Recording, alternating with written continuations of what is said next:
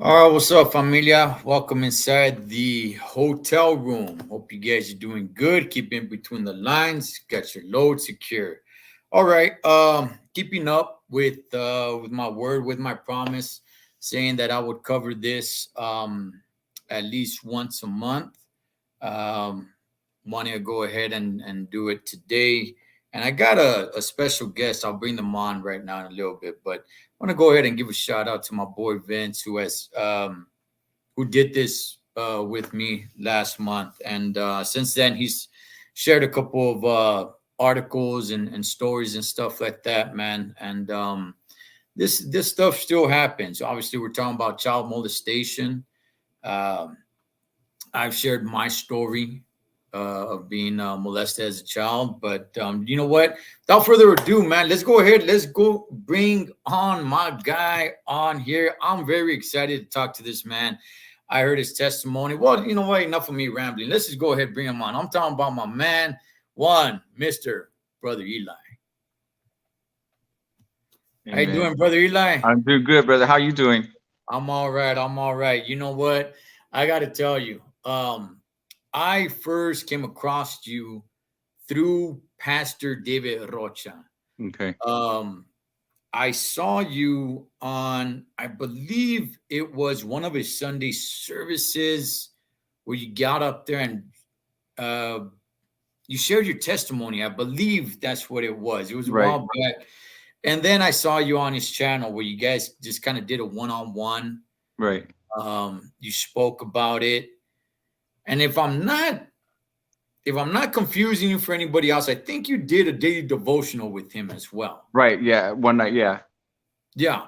So, and man, I gotta tell you, as soon as I heard your story, I was like, man, you know what?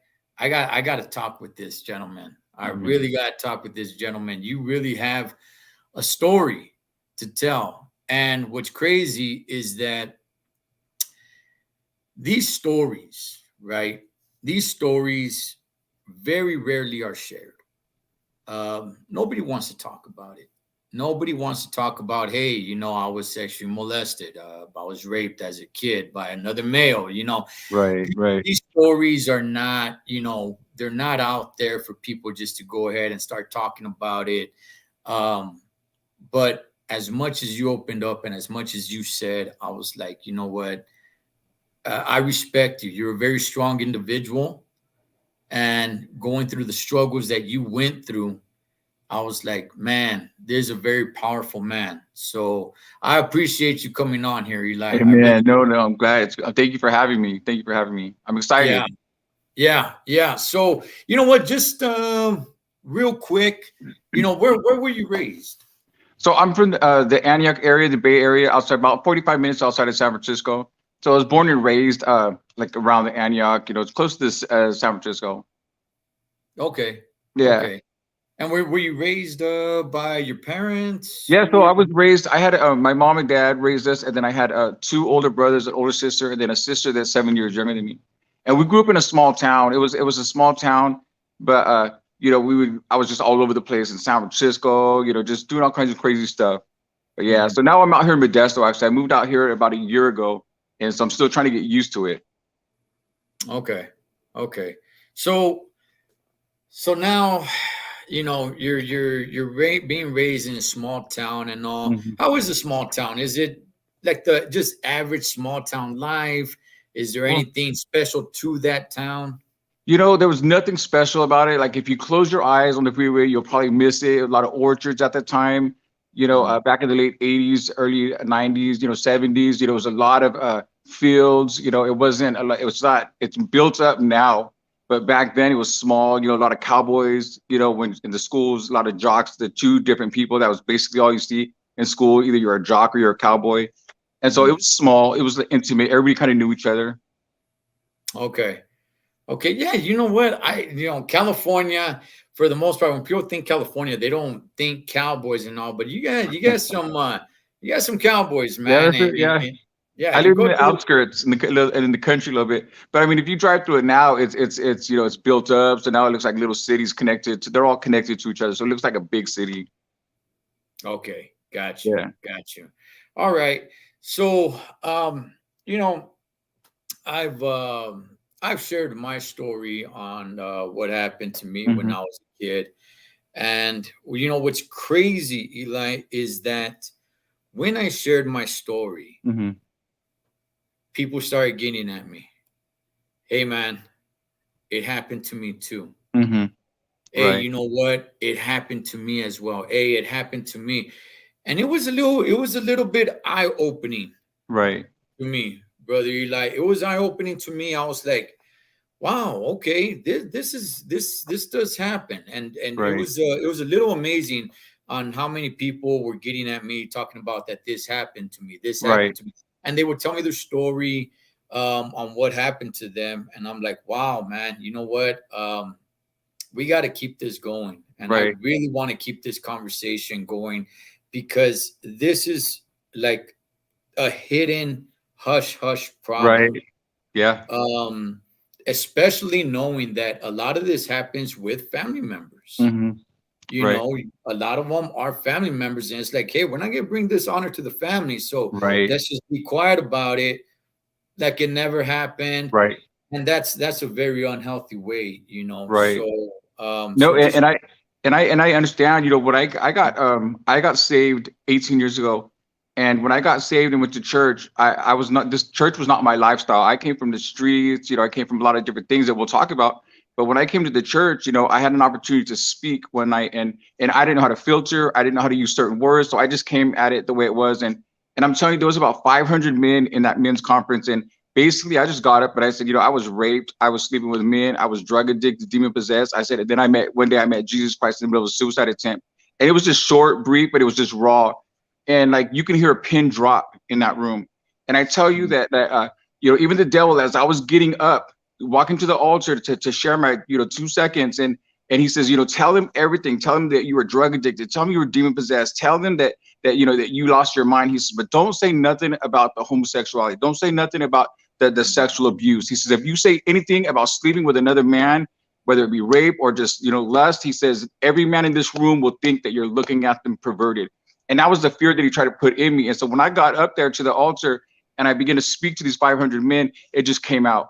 And I was even in my mind while I was saying these things, I'm like, what are you saying? You know, it's like I couldn't believe I was the things that were coming out of my mouth. It was just the truth that I didn't know how to filter it.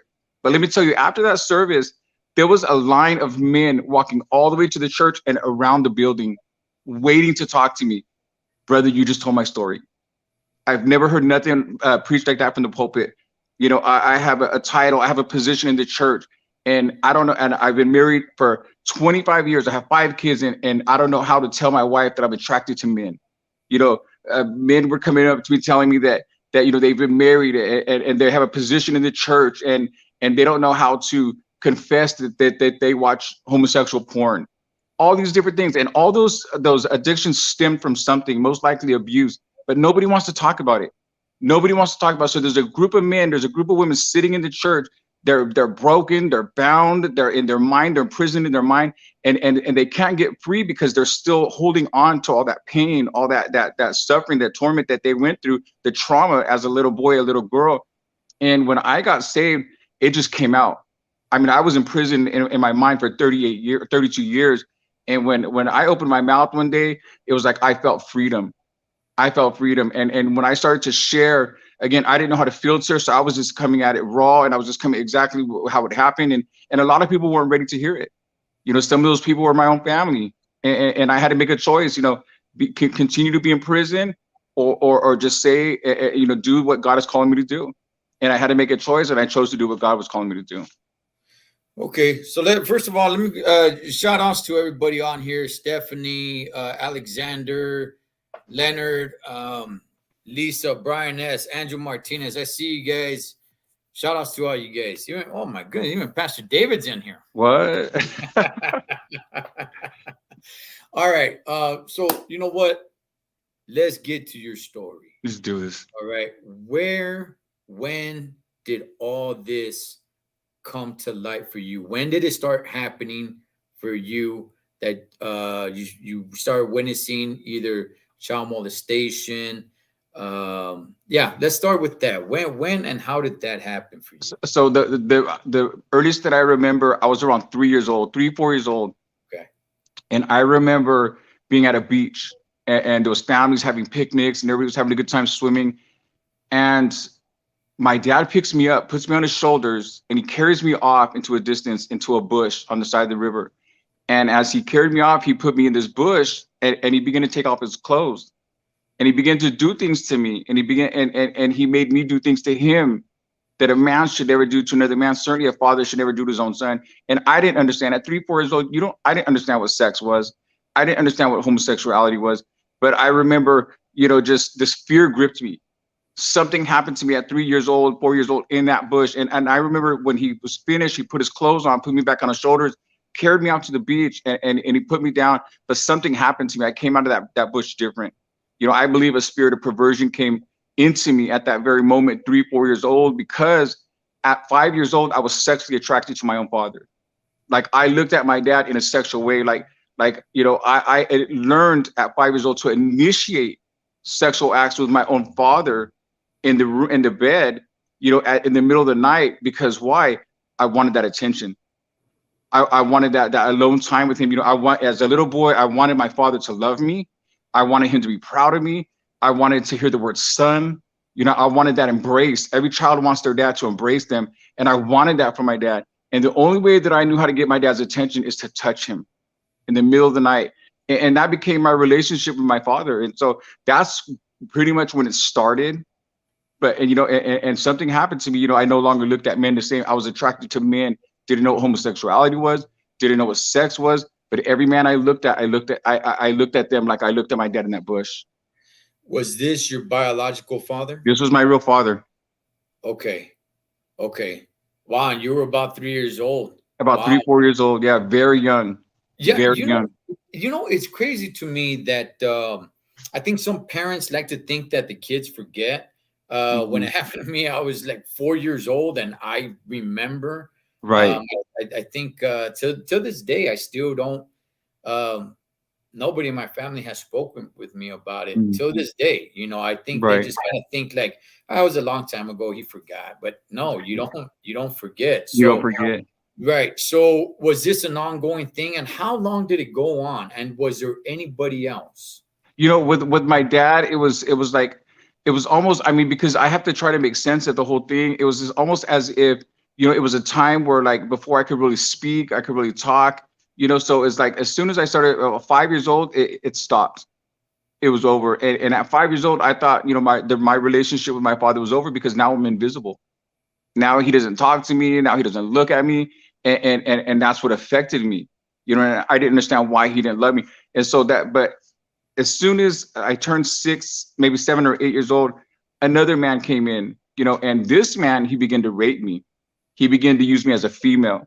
And I just remember, again, not knowing what rape is, not knowing what homosexuality, not knowing what sex is.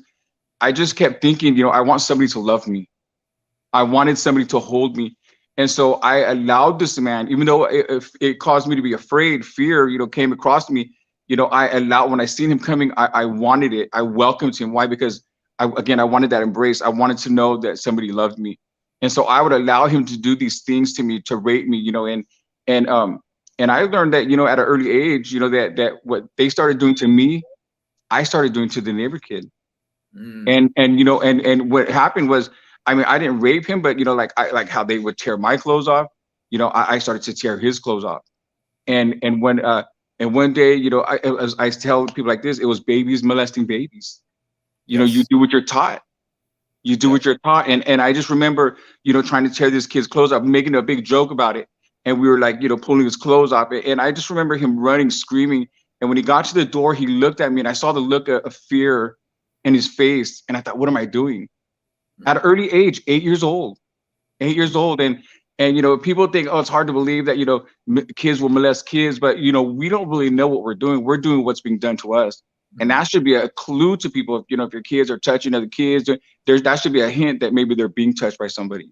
But at 8 years old, it became normal to me. I wanted these men. So I remember there was a night, because people don't really understand. And I remember there was a night that this man was on top of me, and I didn't know what it was for a man to finish. I'm 7 years old, 8 years old, and Mhm. this man finishes, and he gets up, and I watch him walk away, and I just felt like wet from the back, and I thought I was bleeding. I thought it was blood, and I just remember this fear gripped me. This fear came over me, and I thought I can't tell my mom because I did something wrong. I let this man do this to me, and I just closed my eyes and crying, weeping, thinking I'm going to bleed to death. I'm going to die. 8 years old, not knowing how to process all this stuff, and again coming, as a little kid, having cousins that were coming from different places, and at night they would say, "Have you ever been raped by a man?" And I'm 4 years old, 3 years old. I'm like, I don't even understand what they're saying, but a fear, the lights are off and there's a bunch of us in the room. And all you're hearing is have you ever been raped by a man? Have you ever felt this? And have you ever felt that? And I just remember at times just closing my eyes and not knowing what to expect and just crying myself to sleep. The trauma, the fear that came in as a little boy. Mhm. And so, it come from a bloodline, just a filthy people, dirty people, and I just hear a lot of stories. I can't really say too much about all of that because this is just my story, but there was a lot of stuff going on in my family, and it was normal. And I was told as a little kid, you come from a Hispanic family, you don't say nothing, you just keep your mouth shut. This is, it's like a secret. Don't ever talk about it. Don't tell nobody nothing. And I was told, as a little boy that, if you're a homosexual, that God's going to hate you. You're going to burn in hell forever. And so that was part of who I was becoming. This was part of my identity, that God hates me because now I'm attracted to these men, and I don't even know what it means to be attracted to a man, but I want more men to lay on top of me. I want more men to do these things to me. Why? Because I wanted somebody to love me. I wanted somebody to hold me that deep, that bad, just that little boy craving for love. Even if it meant being raped, it didn't really matter because I just wanted to know that somebody loved me. Right, because this happened to you at such a young age, and you were just ripped apart about what it is to actually grow up and be attracted, to the little girl down the street, and Right. the holding hands and a Yeah. kiss on the cheek. Is like, oh man, so Yeah. much. You were robbed from Right. that. That Of was all of it. stolen from you. All of it. Yeah. So I wasn't attracted to the little girls in class. I was attracted to the boys. I was really. attracted to the boys, and I was attracted to the teachers. I Mhm. was attracted to the men on TV. I was attracted to the men in TV Guide. I couldn't look at men different. Every man that I looked at, I was sexually attracted to him. At 5, 6, 7, 8 years old, you don't even know what sexual attraction is. Mhm. I've never been with a woman. I've never kissed a woman. I've never held a girl's hand. I've never been on a date with a woman. That's completely foreign. And I'm going to be 50 years old this year, completely foreign. I tell people, you stole my identity. You stole my childhood. You stole my manhood. You gutted. I told my dad, you gutted me and you abandoned me. You just left me. And I never got to experience a lot of those things as a normal man would. Yeah. Without saying your age, you already aged us by saying the TV Guide Yeah. back in the Yeah. day. Okay, so now this happens. How was it being, a teenager and all? What was that like for you? Because now, you know, you're attracted to men now. You're attracted to guys. So your Yeah. teenage years, are you rebelling? What's going on? So at 13 years old, I start running the streets. 14 years old, I'm already using cocaine, methamphetamine. Okay. 15 years old, I'm in San Francisco on Polk Street with all the young transvestite and homosexual prostitutes. 15 years old, sleeping on the streets in the city in San Francisco, watching these young boys prostitute themselves and wearing wigs and wearing skirts. And I remember watching these young boys, get in the car, get out of car, get in cars, get out of car. And so I was standing in the background, and I was watching these young boys, whether they were dressed like women or what, and I wanted to be a prostitute. I wanted to be that boy standing on the corner because I wanted somebody to love me. And so I started hanging out with that kind of crowd, on the weekends. And then during the week, we would come back to this little country town that I lived in and go to school. But watching those young boys prostituting themselves, selling their bodies, for to survive. because their parents found out they were gay. They didn't want them no more. And so they were just out there surviving. It wasn't about, I just want to be rebellious. It's like, I have nowhere to go. Nobody's going to help me. And I'm just a kid. And so they learn to prostitute their bodies as survival. And watching these young boys dying of AIDS, some of them got beat to death, seeing this whole lifestyle, because in the late 80s and the early 90s, it's not like today. It's not like, you can just go around wearing a dress and it's accepted. Back there, people hated you. Your family disowned you, and you even hate yourself. You hate yourself. I hated myself. I hated myself. I hated the fact that I was attracted to men. I hated the fact that I wasn't normal. I just, all I ever wanted to do was to be a normal kid. That's all I wanted to do. I wanted to be a normal kid. But at the time, I didn't know what normal was. This was my normal. And so I grew up, and now I'm 15 years old, hanging out in San Francisco with my best friend, was a transvestite. He used to wear a wig and a skirt, and we used to hang out there. And so I didn't want people to know that I was a homosexual. So what I did was I started dressing like a punk rocker. I started wearing all black. I had a big mohawk, putting safety pins all over my face. I had my neck pierced with safety pins. And then I would come to this little town in Oakley, California, go to school, and everybody's jockeying, everybody's cowboy. But here I am with safety pins all over my face, big hair, purple mohawk sticking straight up. And I would get beat up every day. I would get beat up. I would get jumped. I would get spit on. They would rip my hair out. They would make fun of me. They would throw garbage at me. And the sad thing was because I was beaten down as a kid, and I had no identity. I had no self-esteem. I felt like I deserved it. I never defended myself. When people punched my face, when they spit on me, I didn't defend myself. I didn't feel like I was worth defending. Very broken, very wounded on the inside. I know a lot of times people go both ways. Either they become very aggressive, very violent, or they're so broken they just become hollow. And for me, I became hollow, and I didn't feel like I was worth defending. And people beat me, and they dragged me, and they ripped my hair out, and everybody laughed at me. They teased me, and I hated them. I hated myself. I hated God. I hated everybody. I was angry. I believed in God. I believed in God. I didn't go to church. I didn't know what a Bible was. I didn't know the difference between Jesus, and I didn't know the Holy Spirit existed. But I knew that there was a God. When I was a little kid, I saw the trees and I saw the sky, the clouds, and something inside that little boy knew that there was a God, that there was a creation. But what I didn't understand is why this God didn't love me, why he didn't love me, why he allowed all these things to happen to me. I cried. Let me ask you this. While all this is happening, where is your family? My family's there, but they didn't, again, because the way I looked, I was like one of the only kids in that whole area that looked different.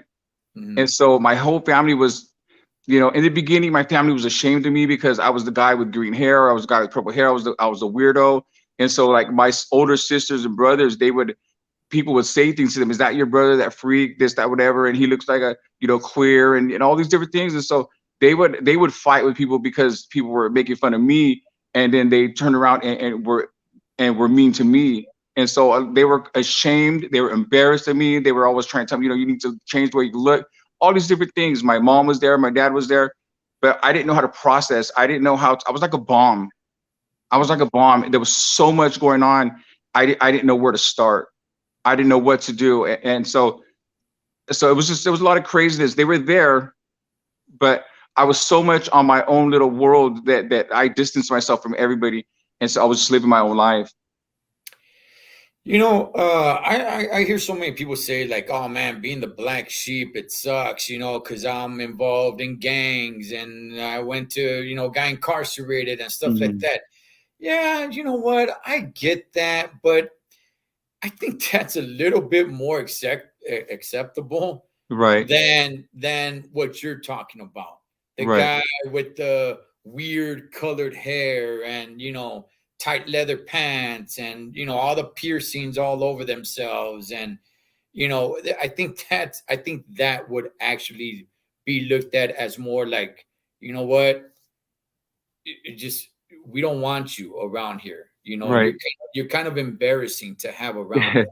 It was a defense mechanism. It was a defense mechanism, meaning that, because I didn't have fists. I wasn't a violent person. There was a lot of fear in me. And so what I would do is I would pretend like none of it mattered. And so every time I would get beat up at school, every time I would get dragged, spit on, I would come to school the next day looking worse. You know, safety pins across my eye. I shaved off my eyebrows. I had safety pins going across right here, my lips, come with different my spray paint on my clothes. I want to be hated. You know, I fed into it. I fed into it. Punch me. I liked it. Punch me again. But inside, I'm breaking. Inside, Mm. I'm weeping. Inside, I'm a little boy, and I don't want to be punched. I want to be embraced. I want to be hugged. And I had an older brother. He was old, he was 3 years older than me. He was violent. He was violent. He was angry. And I don't know what happened to him. I don't know what made him so angry. I don't know what made him so violent. And at an early age, he became a drug addict, and he was shooting dope, and he was out there robbing and stealing. And every time he would come home, he would beat me. He would beat me, and he was older than me, stronger than me. He was violent. And I just remember him punching me, kicking me, telling me that I looked this and I looked that. And I just remember every time just being on the ground, and as he's beating me, and I'm telling him, I hate you. I hate you. I hate you. I hope somebody kills you. And one day somebody did. One day somebody killed him. They shot him 4 times in his face, and they left him in the field to decompose. And I remember the night that the detectives came, and I just remember them having this conversation with my mom. And I'm 16 years old, sitting at the table, and I already gave my soul to the devil at 16 years old. And so there was just all this darkness and going on around me. But I remember the detectives coming to the house, and they were having this conversation with my mom, and I just hear her scream. I hear my mom scream, and she hits the ground, she hits the floor, and I just see her crawling towards the door, yelling for her son that's never gonna come home. And I sat at that table and I watched her empty, emotional, no emotions, no feelings, cold-hearted. I didn't have no compassion for her. In fact, when the detectives were talking to her and she's on the ground screaming, what was going through my mind was that I'm glad he's dead. I hope I'd never have to take that beating again. That's all that went through my mind. In fact, I was so cold about the whole thing that the cops turned around, and they began to question me. Did you kill him? Because I had no emotions. I'm like, I didn't kill him. I said, I wanted him to die, but I didn't kill him. Mhm. You know, but I was already going through all this, my own stuff. I was already so broken inside. I couldn't feel. I couldn't feel anything. All I knew is that that was just a piece of the weight that was taken away. Like, I don't have to take that beating amongst all the other beatings. You know, it was just like he was like another weight on top of me that was weighing me down. You know, when I seen him, I knew to walk the other way. When I seen him, I knew to distance myself from him, because he was gonna beat me. He was gonna hurt me, and I was already getting beat up. I was already getting laughed at. I was already getting spit on. You know, I already hated myself. You know, I was already rejected by my dad. I was already rejected by my family. I was rejected by society. And so what did I do? I just pretend none of it matters. I don't feel nothing. And I wanted to pretend like I don't care. But inside I was broken, wounded, bleeding, scarred, crying, and I wanted to find an escape. Is there anything that you can think of that indicated that this happened to your brother as well? Um, I just know that he was very, you know, he became a drug addict at an early age. And I know that he stopped coming home, you know, Okay. at an early age. And I knew there was a lot of anger in him. You know, I know he stabbed one of my cousins. You know, he was the only one of my family that put hands on my dad. You know, and Mm. so I knew that there was anger there. There was because you don't put your hands on your dad for no reason. You Right. know, and so like he's not here. You know, and I don't know, because when he was, I was 16 when he was murdered, and we didn't never have a relationship. And so all I can assume is that he must have experienced some of the same thing I did, because and that was his way of dealing with it, was getting high and being violent. You know, but sometimes that's what happens with people. They either become like you know, like I said, like hollow, or they become so violent. I'm never gonna let nobody disrespect me again. I'm never gonna let nobody touch me the wrong way again. And they become very violent, very aggressive. And that's who he was. He was violent. He was aggressive. If you looked at him wrong, he would jump out of a moving car to fight you. You know, if Mm. you beat him down, he would get right back up and stab you with something. He was like he was just aggressive, violent, very fearful. You know, I was afraid of him. And so, you know, you look at that, you know, I'm like, well, why do people get addicted to drugs? I tell people my problem wasn't that I was a drug addict. My problem was that I was broken.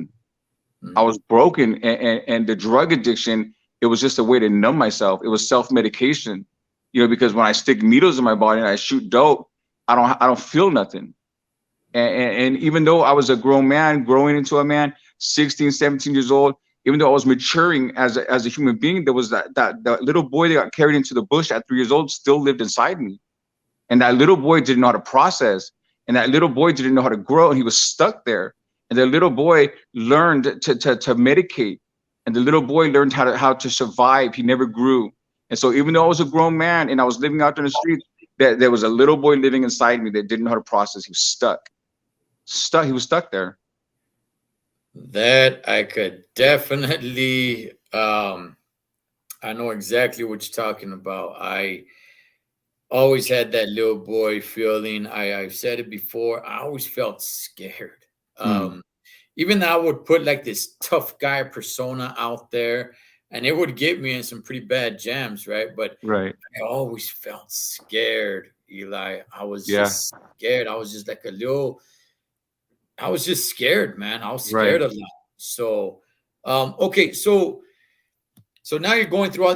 Do you know why this is happening at this point? Do you know it's like it's because my dad did this to me? That's why I'm all jacked up. Do you know that or no? This is just life for you. I don't know that yet. I don't know that yet. It's just life is just like a big blur. But like I said, before my brother, I believed in God. So, but before my brother was murdered, I was so angry. I wanted to blame somebody, and who can I blame? I'm going to blame God, because God, you should have been there. You should have helped me, and He didn't, because even though, like, when I was a little kid and my parents were drunk and they were beating each other, they were destroying the house, they were kicking in the doors, and they were fighting with neighbors. There's a cross and there's Jesus on the wall. But you know what? Jesus never came and Jesus never helped me. And I'm like, who are you? Who are you, God? You didn't do nothing. You didn't even care. You're just that man on the cross on the wall. And I became very angry, but I knew inside that he was more than that man on the cross on the wall. I knew that there was a God, and I became very angry. And so at 16 years old, I gave my soul to the devil. And so again, there's a lot of confusion, and I gave my soul to the devil. And I remember giving my soul to the devil. Fear gripped me. A fear gripped me that I've never experienced, and I started hearing things, seeing things, experiencing things. And it wasn't much later after that. That's when my brother was murdered. And again, it was like a defense. Like, I didn't know what to do with all these emotions, with all this brokenness, with all these wounds, and God's not going to help me. And so I thought, well, you know what, God, if you don't love me, I don't love you. And so I figured I'll just give my soul to the devil. And I remember at night being traumatized. And I remember one day I was coming home from school, I got beat up on the bus, and everybody, like, six guys jumped on me, and I'm on the ground, in the alley, in the aisle, and they're trying to, like, literally, like, rip my hair out, and the whole bus is cheering it on. The whole bus is cheering on. And I even saw for a second, I looked in the front to see if the bus driver was going to help me, and I saw them looking back, and I saw them looking in the mirror. They saw me on the ground, and they didn't stop. Mhm. They didn't help me. Everybody was cheering it on, and they were ripping my hair. They were making fun of me, and I was so humiliated. I was so broken. I wanted to disappear. I wanted to die. And there was this one girl. She pulled out a little knife, and she gave it to the guy that was on top of me. And as they're pulling my hair, and he starts cutting my hair off with the knife, and I'm completely humiliated. But I wanted to be strong. I didn't want them to know that they were affecting me. And so I'm just laying on the ground, taking it. And I remember one guy finally got up, and he helped me. He picked me up. He pushed everybody aside, picked me up. And I remember when it was my stop to get off the bus, I remember as soon as my feet hit the ground and the bus doors closed behind me, tears, the tears started falling, and I couldn't control myself. And I walked home on my way home, walking home from the bus. I heard a voice that said, "Kill your parents, kill your parents." And I saw a vision. My dad had a guitar, and the devil told me, "Get that guitar, take the wire off, wrap it around your dad's neck." And I saw it in my mind. I saw it, the string going through my dad's neck, going through it, and I saw the blood. And he says, "Kill him, and then kill your mother. Somebody has to pay for what's happening." And I went home, and I didn't know how to process this. I didn't know how to process these voices that I'm hearing. I didn't know how to process, being raped as a little kid, being abused, the rejection, the hurt, the fear. I didn't know how to process how I just got beat up. I wanted to tell my mom. My mom was probably the only one that really was expressing love to me, but I couldn't receive it because I was so broken. And I didn't know how to express all these things. I didn't know how to sit there and say, Mom, nobody likes me. They make fun of me. I get beat up every day. I've been raped. I've been abused. I've been rejected. I was so ashamed. I was so ashamed. And I didn't know how to express that. I was embarrassed. And so I get home and I'm sitting at the table. My mom's washing dishes. And I said, and I look at her, I said, Mom, I said, the devil wants me to kill you. And now, I have hair and I wear black makeup and safety pins all over myself. And I have, I spray paint all kinds of stuff all over my clothes. And I look like a punk rocker, like from the ones you see in San Francisco. And I was a strange kid. Engulfed in a world of darkness. And I said, and after I kill you, he wants me to kill the devil. And he said that there's a place for me, you and my dad in hell. We're going to burn in hell forever, all three of us. And when I said that to her, I just remember her breaking the dishes because how do you receive that? She's like, what does that sound like? It sounded normal to me, but she's not living that life. She's not living that. So she's like, where's this coming? What are you talking about? And it just, the conversations kept getting worse and worse. And I remember at night, they wouldn't let me sleep in the house. I used to have to sleep outside in the backyard. And we had a little shed in the backyard. And this shed had holes in the wall. And I remember spray painting the window black, and I nailed a board, in front of the window because I thought at night the demons were looking in the window trying to see me. And I remember taking the doorknob off, and I remember making a hole in the wall, and I would wrap a chain around the beam of the wall, and I would make it go through the door hole where the doorknob was, and I would padlock myself, put a padlock on that chain and chain myself in that room, and I would put nails all the way through the door. Every night I would nail that door shut because the demons were coming at night. The torment was coming at night. And I was trying to protect myself. I didn't know how to defend myself against these demons. And I remember one night nailing the door shut, and I hear a voice that says, none of this is going to work. None of this is going to work. He says, we don't live out here.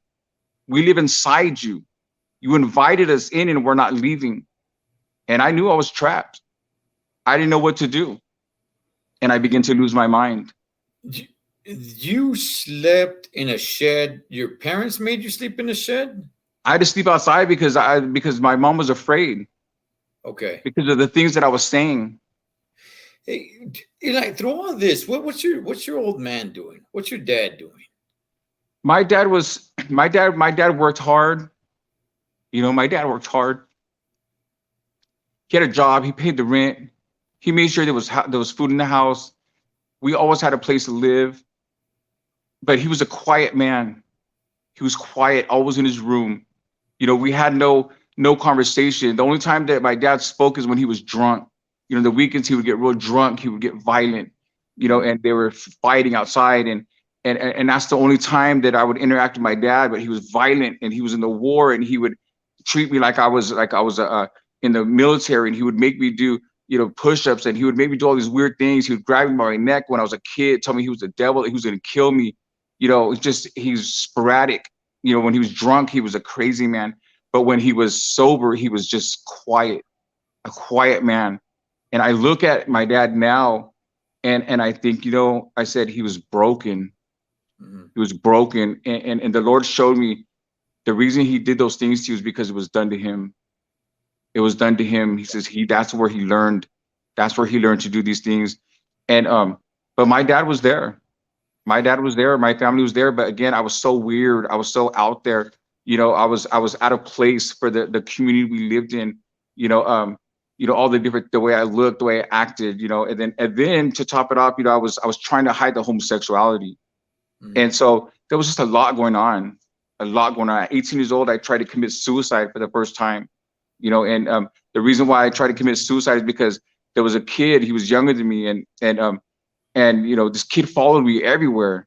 He followed me everywhere. Everywhere I went, he wanted to be. And I was just like, I didn't understand that. I didn't understand why this kid wanted to be so close to me, why everywhere I went, he wanted to go. If I was in the car, he wanted to come. If I went to the park, he wanted to go, and I didn't understand. And because my mind's twisted and because there's a perverted spirit in me, he says he wants you to touch him. And all of a sudden I started looking at this younger kid and I started looking at him in a perverted way. And it kept getting stronger and stronger, and it became like a burden. It became like this thing I was warring, battling this thing inside me.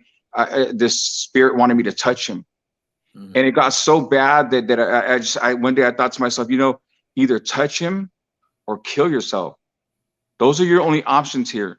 Those are the only options: kill him or kill yourself, or touch him or kill yourself. And I know that demon wanted me to become like my dad, and that demon wanted me to become like those men that raped me.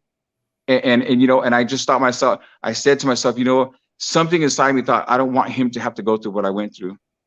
Even though the spirit, and even though the flesh was saying all these different things. And so at night I went home, and I tried to commit suicide for the first time. Ended up in a mental institute, and they didn't do anything. They just observed me for a couple of weeks, and I remember walking out the door at 19 years old, and nothing changed. There was the pain, the hurt, the brokenness. It was all right there at the door, and I just continued living my life. Your old man. What war do you serve in? He's 80 something years old now. Again, I don't really know a lot of details about my dad, even though I was in the same house with him for 19 years. I there was really no relationship. I couldn't really tell you what color he liked. I can't tell you what kind of food he liked. It just, that relationship never existed. Was he on drugs as well, or was just alcohol was his No, thing? he was just an alcoholic. He was Okay. an alcoholic, but he was only an alcoholic on the weekends. He didn't drink during the week. Right. Right. And And so your I don't.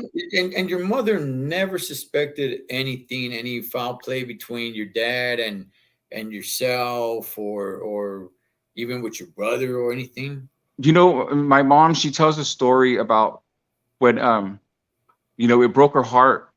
It broke her heart when all this started to come out. It really broke her heart. And she tells us the story. She says, when you guys were little kids, she says, I would, every night I would walk around the house, and I would lock every window, and I would lock all the doors. And I made sure every single one of you guys was tucked into bed. I wanted to protect you. She goes, and I didn't know that I was locking you in the house with the devil himself. So she tells that story. She didn't know anything about it. And a lot of times, he didn't. There was no sign. These men were not saying signs. I'm a child molester. They Right. weren't wearing signs that said, I like little kids. There was no signs. And back then, it's not like today, like where there's all this awareness. Back then everything was hush hush and secret, and so they're master manipulators. Some of them, so they know how to. Yeah. And you don't ever think, you never think my husband's touching my kids, Right. or their uncles are tormenting them at night because they're all Mhm. sleeping in the same room. You don't think, that's not the first thing that goes through your mind. And people have tried to question me about my mom, and I said, you weren't there. You Mhm. weren't there to say that she was a good mom, she was a bad mom. I said they were not wearing a sign. My mom still deals with the guilt. She still deals with the guilt. She don't forgive herself.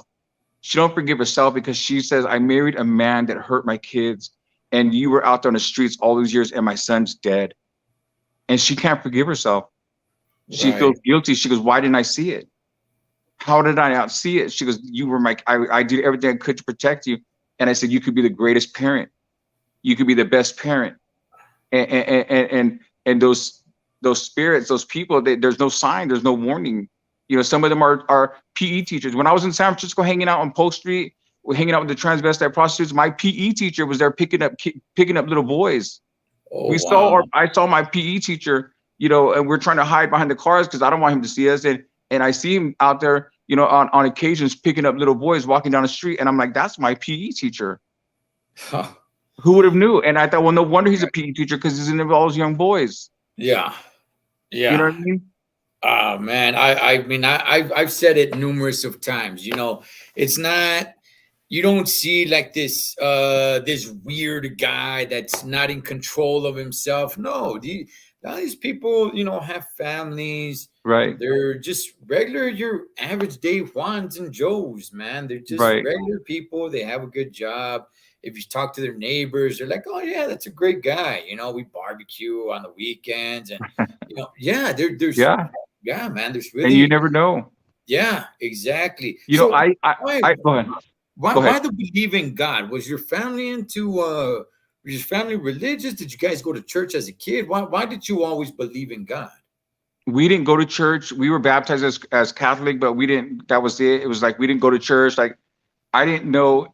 I didn't know what church. I mean, we never. That was not a part of our lives. We knew that there was a God because there was a picture of Jesus. But as a little kid, something told us. I knew inside that there was a God, and it's not nothing that I learned from church.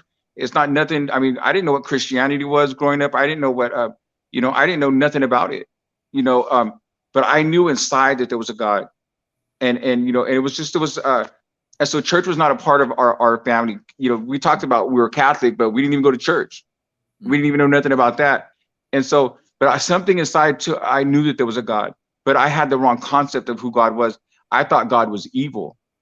I Mm-hmm. thought God was empty. I thought God was angry, and I thought, God, you're an angry person. You're an angry God. Why would you create me? And see, because at that time I didn't realize, I didn't know that the way I was, because I was attracted to men, I didn't, to put it all together that, maybe it was because I was abused, maybe I was touched by different men. I just knew that I had these emotions, these feelings. And so I thought, God, I don't want to be like this. And how can you make me this way and then hate me? And then Mm-hmm. when I die, I'm going to burn in hell forever. And so that's where the hatred for God came in. I hated God. I hated God with all my heart. I mean, and when I gave my soul to the devil, I would mock him. Like I would mock the Virgin Mary. I would mock everything about him. I was vulgar, very vulgar when it came to Christ and the things that came out of my mouth. And I wanted to see Jesus burning on the cross. I wanted to see him burning on the cross. I wanted to see God's heartbreak. I wanted God to feel what I was feeling. Right. I wanted God to feel broken, and I wanted him to feel empty and wounded and rejected and hurt. I wanted him to feel everything that I was feeling, and I hated him. I hated him with my whole heart, to the point where I was making covenants with the devil. I started selling drugs when I was 19 years old, and I started, because again, it was not because it was a life that I looked towards. I looked up at the drug dealers, or the people that were in my life selling. It wasn't that. I was an addict because I was broken and I was in pain and I was suicidal. I wanted to die, and it seemed like every time I stuck a needle in my arm or my neck, the pain was gone. And so I was like, I didn't care about eating food. I didn't care about drinking water. I didn't care about changing my clothes. I need that needle. I need Mm-hmm. that bag, because that's what makes this pain go away, and it makes me to be able to be able to handle the life that I'm living. And so when I remember shooting up when I was 19 years old in Vallejo, California, in a basement, and I remember the first time I put that, they put the needle on my arm, and I just felt it. I felt the speed going through my veins. I could feel this heat flowing through my body, and it hit my brain. And I remember falling back. And I landed in a chair. And when I landed in that chair, there was the devil. The devil was sitting on that chair, and I fell into his lap.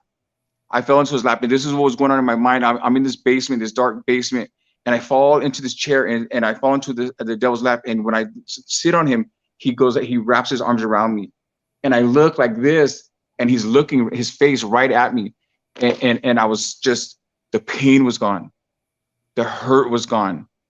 All of a sudden there was a joy, there was a peace, there was this numbness, and I looked at Satan right in his face, that that what I saw in my mind, and I said, this is where I want to die, right here in your arms, because God couldn't make me feel like this, but you did.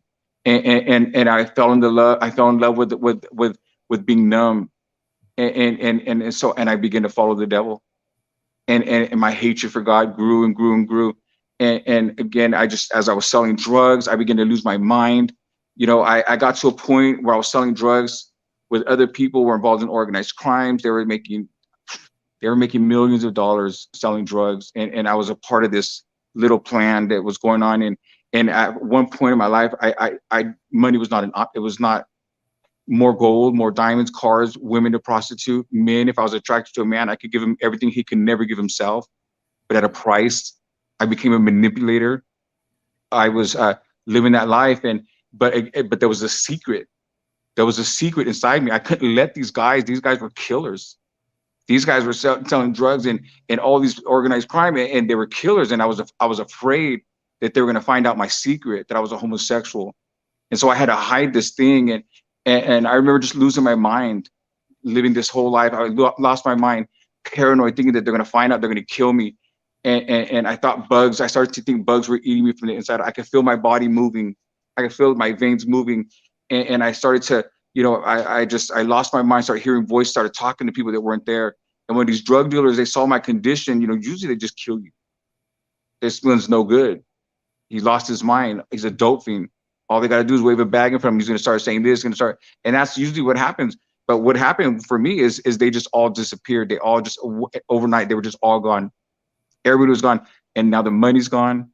The people are gone. The needles are gone. The drugs are gone. And literally overnight, I went from having everything a man could want to the next day, I'm walking up and down Highway 4 in the Bay Area with feces and urine all over myself, talking to myself, thinking bugs were eating me from the inside out. And I was sitting on the side of the road and with glass and razor blades. And again, I had a mohawk, so that I was pulling off all the skin off my head. The demon said, take all the skin off your head. And so I was sitting with glass and I was pulling off my skin. I had blood falling down my face and my teeth were rotting out. And I started pulling out my teeth, my fingers, all my teeth are fake. And I was pulling out my teeth on the side of the road, a crazy man, urinating feet. I smelled, I was dirty. People were mocking me, teasing me, throwing things at me. And as I was living that life, demon possessed, drug addicted on the side of the road, there was that little boy. That got carried into the bush living inside me. And that little boy was afraid. That little boy was hurt. He was broken and he was weeping inside me and he didn't know how to process. And when people looked at me, all they saw was garbage. All they saw was trash. They just saw this crazy drug addict man that smells like feces, that has urine all over himself. It's crazy. And people made fun of me. They tried to run me over. They would throw garbage at me. They would beat me up. And I would lay there on the side of the street while they were beating me up. And there's the demon. Don't defend yourself. You're not worth it. You know, they used to tell me when God made you, he wasted flesh. And I believed it. I had no self-esteem. I was so broken. I was so wounded. And I was trying to figure out a way to die. Suicide attempts, drug overdose. I put a gun in my mouth, like the bullet wouldn't come out. I overdosed on drugs so many times, just foam coming out of my mouth. I fell into dark holes. And I remember seeing lakes of fire and I hear people screaming and I see people's faces torn. I saw the veins popping out of their eyes bulging out of their skull. The veins from their face, their neck were popping out of their skin, and the trauma, the extreme pain and the torment. And they were screaming and no one was coming to the rescue. And I knew that I was seeing hell. And I would wake up the next day with a needle in my arm. I wanted to die. And I felt like a failure. I felt useless. I said, I can't even kill myself. I wanted to die. I wanted the pain to end. And when people looked at me, my family, they would drive past me on the road and they would turn their head like they didn't see me, embarrassed, ashamed of me. Out of all the people that I knew in that city, everybody knew me. You know, I was the only punk rocker in that town. Everybody that went to school with me, and now we're all adults and I'm living as, I only had my sister, my mom, and my aunt. Those are the only ones. I had a little sister that's 7 years younger than me. She saw me out there. She never turned her back on me. Okay. Man, you said a lot there, brother. But I can definitely relate to the little boy that was in you that went to that bush. So now let's talk about when your life starts turning around to the man you are today. And also a little bit about when this stuff started coming out to your family, to your mom, to your dad. Are they still together? Does your mom know everything? Does your dad know anything? The conversations, have you had a conversation with your old man about this? So we'll start with when God revealed himself. I was 32 years old. Now, after 32 years of living that whole life, I was walking down the street and there was a demon walking with me. And he says, you know, if you want all this pain to end, all you got to do is walk in front of the next diesel that goes by. He says, it's going to hurt for a second and then it'll be all over. You could rest. And I thought that was the key word, was rest. I'm tired. I'm tired of this needle. I'm tired of this bag. I'm tired of chasing. I'm tired of running. I'm tired of hiding. Tired of it. And I was walking towards the freeway and I was getting closer and closer. And I kept hearing the diesels coming. And the demon says, don't think about it, Eli. Just walk. Just run. Just run. Don't think about it. Just run. It'll all be over in a second. You can rest. And I kept getting closer and closer and closer. And as I was approaching the freeway, this car drove past me. It was a white car and it made a U-turn. And usually when a car made a U-turn, it's because they were going to get out and beat me up, throw things at me, call me names. And immediately when I saw the brake lights hit from this car, I thought, you don't have to turn around. You don't have to. I already know. I'm going to kill myself right now. You're never going to have to see me again. But this car made a U-turn and it pulled up right next to me. And it was this lady with her 8-year-old daughter, and the daughter was actually on the side where I was at, and she looked down to see me, and she says, she was, "Excuse me, sir, I just wanted to tell you that God loves you more than you could ever imagine." And when she said that to me, my mind became like a Rolodex. And I just remember thinking all the times that I've been with God. It's like I cried out to God when I was a little kid. I cried out to God all throughout my whole life. And here's this woman say, God loves you more than you could ever imagine. And all I knew about God was that God failed me, that God rejected me, that God turned his back on me. And I looked at her, I said, lady, I said, God don't love me. I'd rather be on fire. I was convinced. I was convinced. I was convinced that God didn't love me, that he was never going to love me. And I was convinced I was going to burn in hell. And I had to come to a place in my life where, like, how do you fight God? You're a fighter. If a man punches you in the face, you punch him back. You're a man, he's a man. But how do you fight God? How do you fight God? How do you convince God to love you when God makes a decision? I'm going to just reject you and turn my back on you. How do you convince him? I didn't know how to convince God. And so one day in my life, I just stopped trying to. And I knew that I was going to burn in hell forever. And so here's this woman, she's saying, God loves you more than you could ever imagine. And I couldn't see it. I said, lady, God don't love me. I'd rather be on fire. I was not going to set myself up for failure again. Because many nights I sat on the side of the road thinking somebody was going to come rescue me. They never came. And so I said, lady, God don't love me. I'd rather be on fire. And she says, everywhere I go, and she's hearing me. And I look, I'm dirty. I smell, I have my hair is crazy, my face and all this stuff. And she's with her 8-year-old daughter, and she's just having this conversation with me. No fear, no judgment. And she says, she goes, everywhere I go, I see you. When I take my kids to school, when I go grocery shopping, she goes, when I go this way, that way, she goes, I told my husband, I think the Lord wants me to pray for you because everywhere I go, I see you. She said, but my husband told me that if I ever stop to talk to you, make sure that he's with me because you look crazy and you might attack me. So she was just being honest, right? She was, and I was just like, and she goes, but as I drove past you, the Lord told me if I didn't stop today, tomorrow will be too late. And when she said that to me, boom, how did this lady know that tomorrow will be too late? I'm getting ready to kill myself. And at that very moment, it was no longer about this woman with her 8-year-old daughter in the car. It was about God sees me. I always felt my whole life like God turned around, like God, I was invisible to God. Like he turned his back to me. He refused to look at me. But that day, I realized I'm not invisible. God, you see me. And that's all that little boy wanted. That's all that little boy needed, for somebody to see him. And that day when I realized, so now I'm having this moment with God, and I'm having this, that God, you see me. And she began to say things to me that only me, God, and the devil would know. So I knew that it was God speaking to me. And she began to say other things to me. And, as she prayed for me, she drove away. And I'm just having this moment. I'm in awe because I'm having this experience, this encounter, with God. And I remember she drives away, and I watch her car get smaller and smaller and smaller. And then she's gone.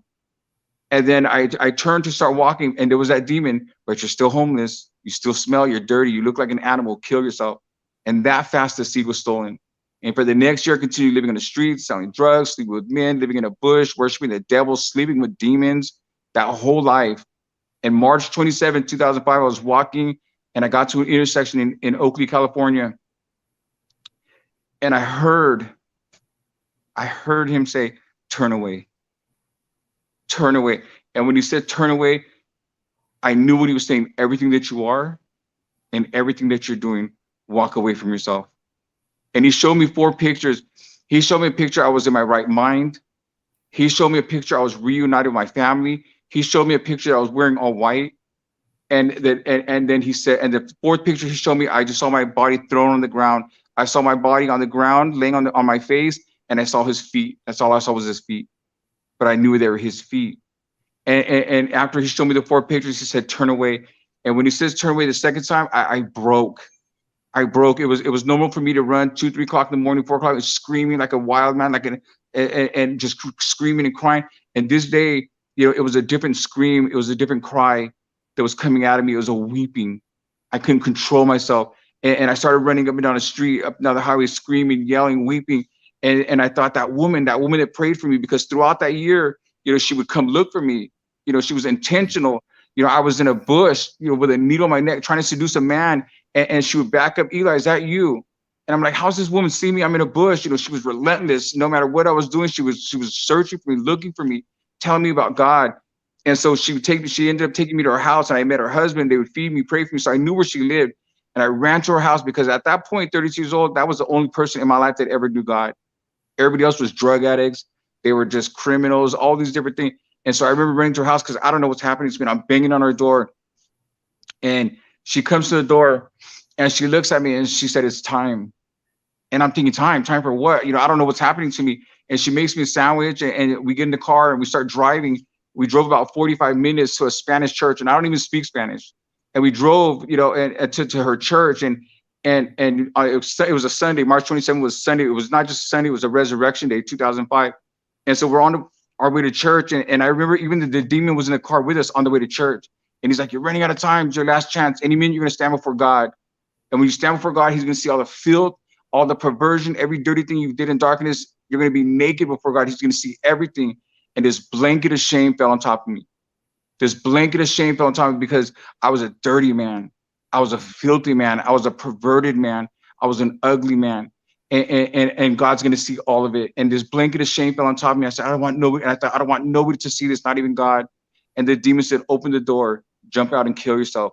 Save yourself from God." And we're on the freeway, and she's just speeding because she's trying to get me to church before I change my mind. And I just remember putting my hand on the car door, getting ready to jump out. Because remember, I was already crazy that morning. I was crazy before all this started happening. And now, I mean, some kind of spiritual, I'm going into a different realm, and all this stuff's happening. And I'm just like, it was too much.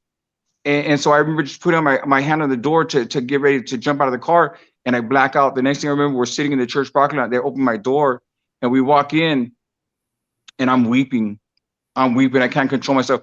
I don't know nothing about an altar call. I don't know nothing about, message or the announcements. I don't know nothing about, worship. I don't know nothing about somebody preaching a message. I never seen it, but I went to that altar. And I got on my knees and I began to plead. I was weeping, broken, wounded before God. And I said, "God, I don't want to live like this anymore. I don't want to live like this anymore." I said, "God, do something. Please, God, help me. Help me, God. God, if you can't help me, let me die right here. There's nothing left. I don't want to do it anymore." And I was so broken. I was so wounded and so sincere in my heart. The whole church got up and they began to pray for me, lay hands on me.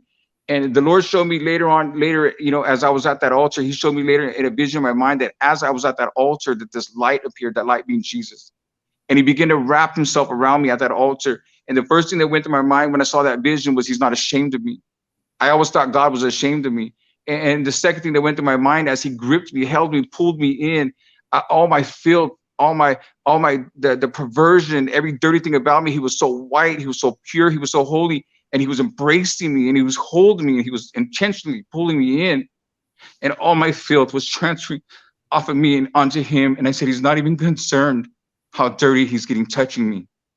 And I remember when I stood up from the altar that day, my mind was clear. 18 years of drug addiction gone. He gave me the strength and the desire to walk away from a homosexual lifestyle. That was 18 years ago. The transformation was so extreme. I was a complete stranger to myself. I walked outside the church and I said, "God, I don't know how to live a life without sticking a needle in my neck. I don't know how to live a life without chasing men. God, they're never going to love me. How can I stand here and tell you I love you, God? I don't even know how to love myself." And that day, God wrapped His arms around me. He never let go. That day, my life changed forever. 2 Corinthians 5:17 says, "If any man be in Christ, he's a new creation. The old is past and the new has come." That day at that altar, I had an encounter with Jesus Christ and my life changed. I became a different man 18 years ago. Man, I'll tell you, there's people out there better than me, because if there's a guy running screaming at 2 o'clock in the morning, I'm turning the other way and I'm going the other way, man. I'm just saying, Right. Man, damn, I tell you, brother No, Eli, it was man. I mean, the Lord. It was the Lord, and this is why I know it was the Lord, because after I got saved, I was in a church, in that Spanish church. I don't even speak Spanish, but I was in a Spanish church, and I was driving the church van, and we were doing this job, me and some of the brothers, and we're like an hour away from the city that I grew up in. And there was a man driving the garbage truck, and he gets out. He goes, "Hey, are you guys hiring?" I said, "I'm not the boss." I said, "But if you come inside, I'll give you his phone number." And so we go inside the house, and he knows we're brothers because I'm driving the church van. And we go in there, and I'm writing the number down, the boss's number, and he's looking at me. He's like, "Brother, is that you?" And I said, "Well, who do you think I am?" He goes, "Are you that man?" He goes, "From the other side of the mountain that walks up and down the street all night long, screaming and yelling at people that aren't there?" And I look at him. I said, "Yeah, brother." I said, "It's me. It's me." And now he's weeping. I said, "Why are you crying?" And he says, brother, I leave my house at 3 o'clock in the morning every day, Monday through Friday. He says, and he says, I used to see you at 3 o'clock in the morning standing under a street light, pouring rain, soaking wet, and you're screaming at people. There's nobody there. Why was I standing underneath the street light? Because there was darkness in between, and I was afraid of the dark. So I would stand under the street light all night long for days, sometimes pouring rain, soaking wet. And so he says, I would drive by you, see you yelling and screaming at people. Nobody was there, soaking wet.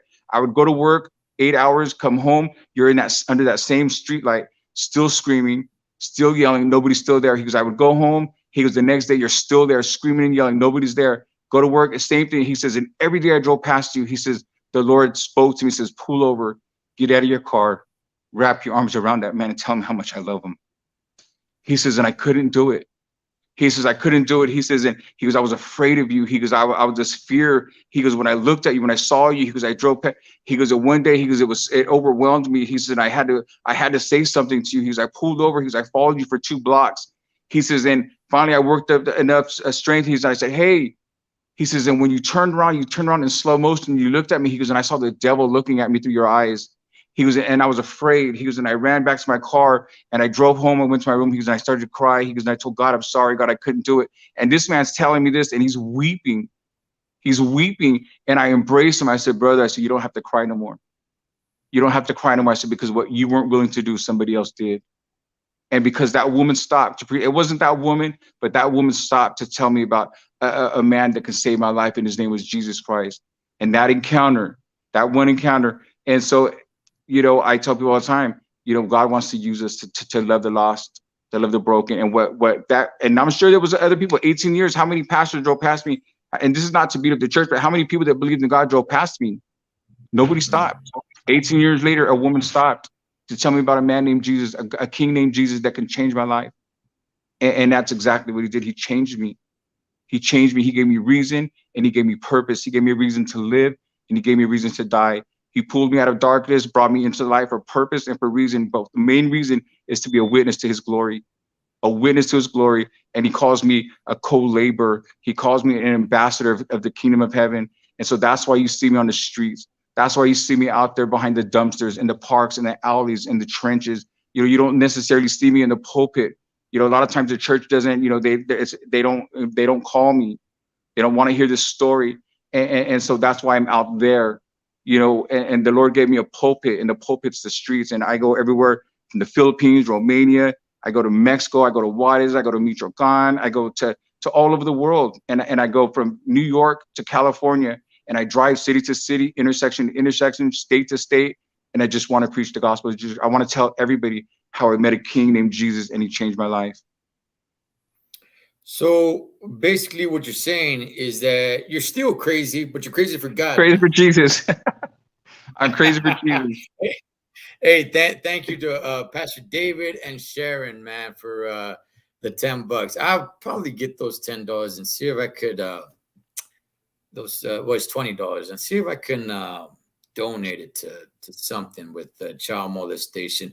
Hey, brother, let's talk about your family now and today. Okay. You got a strong testimony, and this isn't the last time that I want to bring you back. You know, your story goes in deep, but I want to talk a little bit. What's up with your family today? Your mom, your dad, all this stuff. I'm assuming it came out. What happened with that? So when I was 19 years old, our house got shot up, and my dad sold his property, and he moved to the state he was originally from. So that was pretty much the last time I saw my dad. But after I got saved, my family was watching from it. They were watching. They're like, I don't know that there's a God that can save him, you know. And so they just kind of watched, but every day they saw me getting stronger and stronger and stronger, and growing in the Lord. And so today, you know, my sister, I live with my sister. She's saved. You know, my mom saved. You know, my aunt got saved. You know, guys that I was getting high with, selling drugs with, they started coming to church with me. You know, and even one of the men that I used to sleep with, you know, he started coming to church with me, and now he lives in another area, but he has his own family, and he has his own daughter, and they have Bible study at his house and at his table. And so I started seeing God do miracles. You know, I saw him. You know, I saw people being delivered from demons. I saw 3 people come back from the dead. You know, but one of the things, so I started seeing God do all these things, you know, do miracles and people getting saved, and knowing that there was a God. But I remember when I got saved, I started to say, God, I said, what happens to my dad if he dies and he don't know you? And the Lord says, write him a letter, because when my mom found out all this stuff was happening, she left him. She left him. She came back to California and she never went back. And that was years and years and years ago. And so he says, write him a letter. So I wrote my dad a letter. I said, I found the Lord. I'm not on drugs, and I just want to start all over. Send him the letter. And I remember getting the letter back from my dad, and I read it, and he says, I don't care, and I don't want nothing to do with you.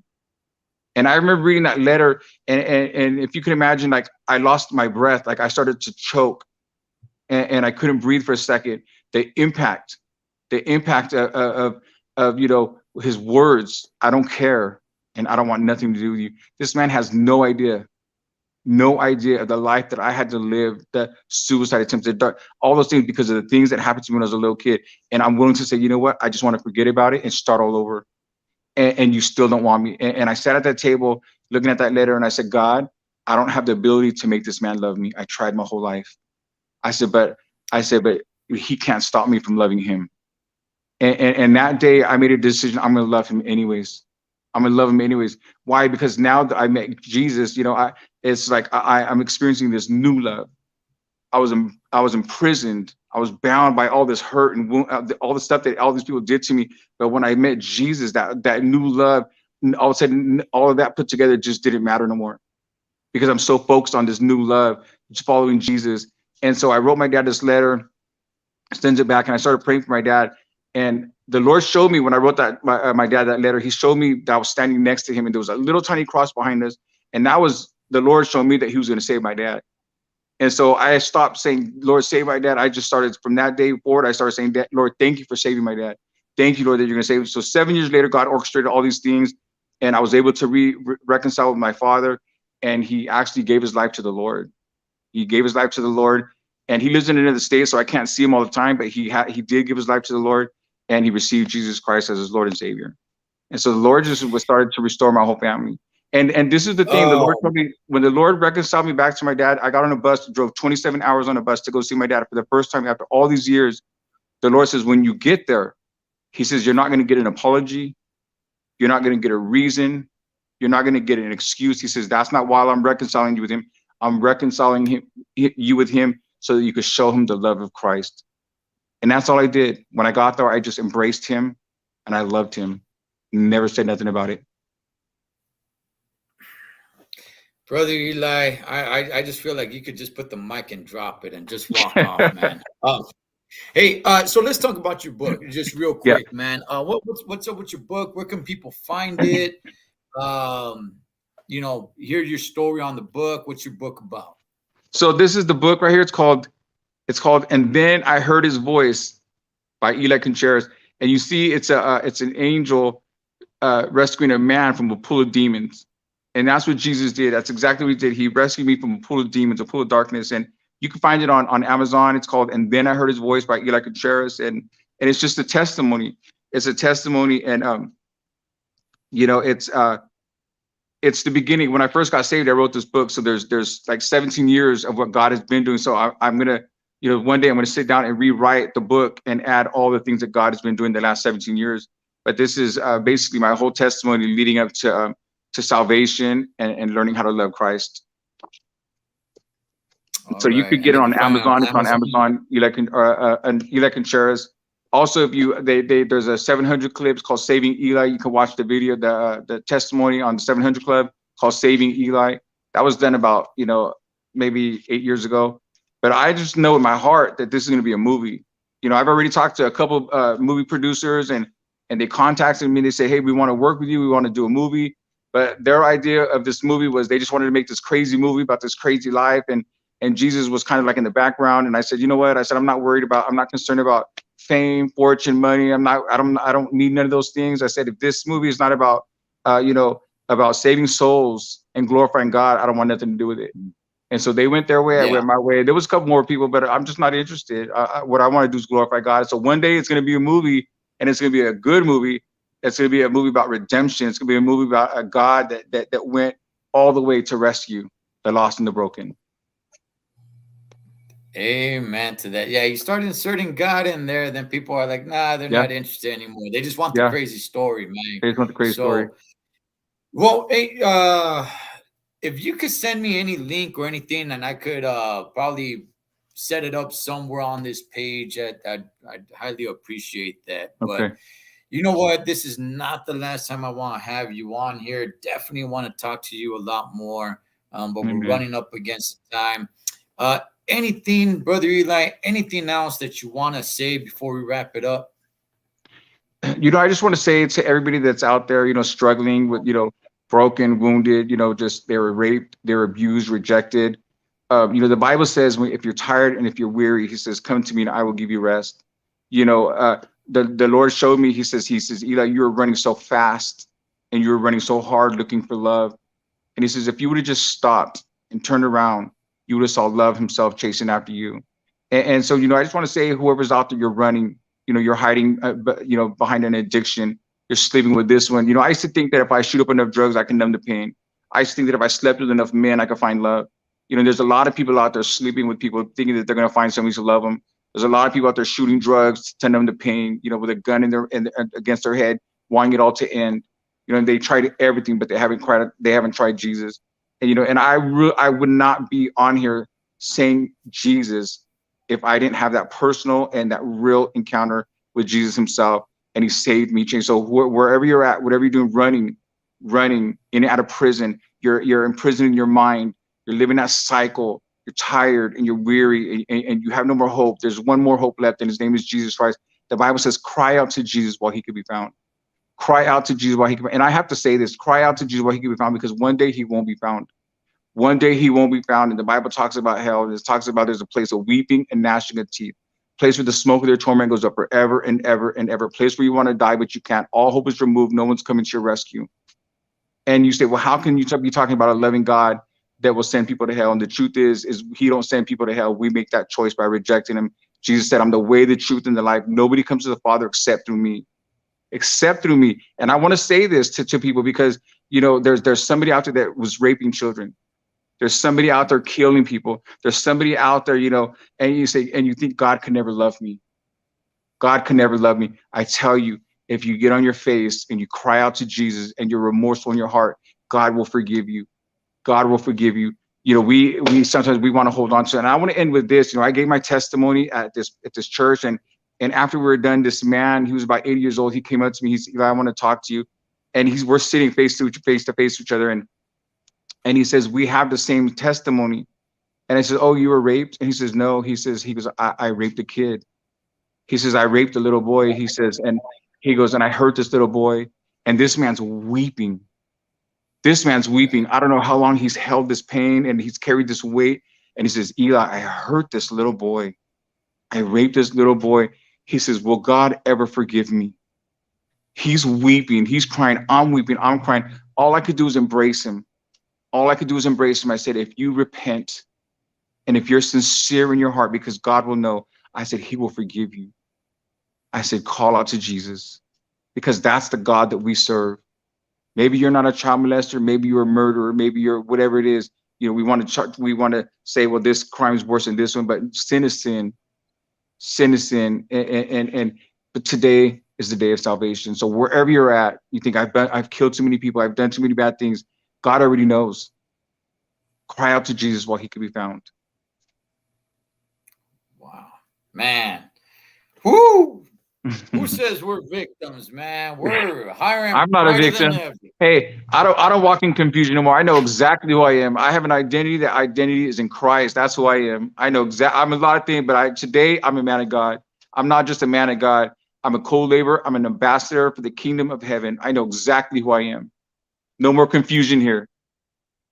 You know what? I think, man, I think we got like $83 on the chats. I'm gonna round it up to $100, and I'm gonna find something. I know last time I donated to Stop the Silence. I really actually want to talk to somebody in an organization like this, but I'm definitely gonna take the money that you guys put on here.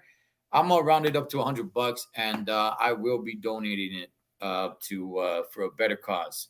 So with that, I'm definitely gonna bring back Brother Eli. Gracias so much for being on here, brother. Your Amen. testimony is strong. Go check out his book. It's on Amazon.